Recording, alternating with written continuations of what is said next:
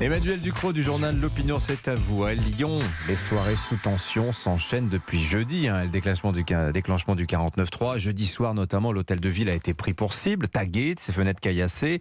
Vendredi soir, là, c'est un début d'incendie qui a été allumé dans le hall de la mairie du 4e arrondissement. 36 personnes décrites comme d'ultra-gauche ont été interpellées. Alors, ça a beaucoup choqué le maire de la ville, Grégory Doucet. À juste titre, il a condamné sur RMC les dégradations intolérables. J'ouvre les guillemets, une mairie d'arrondissement est un lieu de service public de proximité. C'est ça qui me met en colère.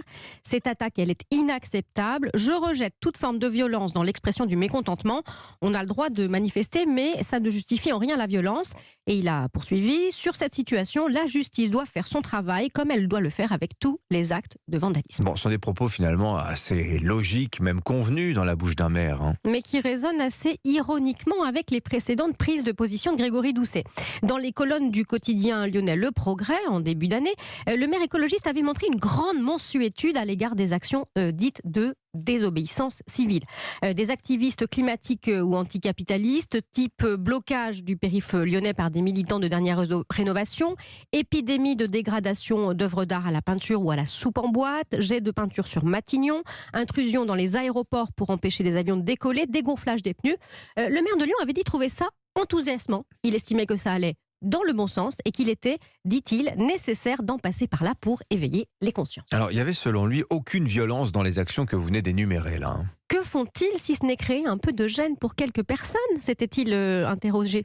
Empêcher les gens d'aller travailler ou chercher leurs enfants en bloquant l'autoroute, dégonfler leurs pneus de voiture, pas de quoi fouetter un chat, c'est pas violent pour dessous, surtout quand on ne le subit pas soi-même. C'est vrai que promouvoir la désobéissance civile quand on est un élu, ça reste un exercice un peu délicat, on va dire.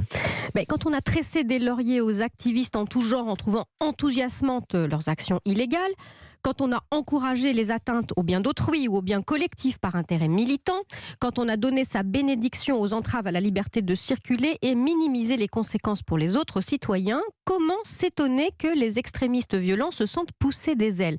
De la part d'un élu, c'était mettre le doigt dans un engrenage qui, forcément, finit par pincer très fort. Grégory Doucet a joué avec le feu, vous pensez ? On ne représente pas, quand on est le maire vert de Lyon, seulement les franges contestataires, mais tous les habitants. Un maire à la tête d'une ville ravagée est comptable devant ses électeurs, y compris et surtout devant ceux qui payent les pots cassés et les réparations.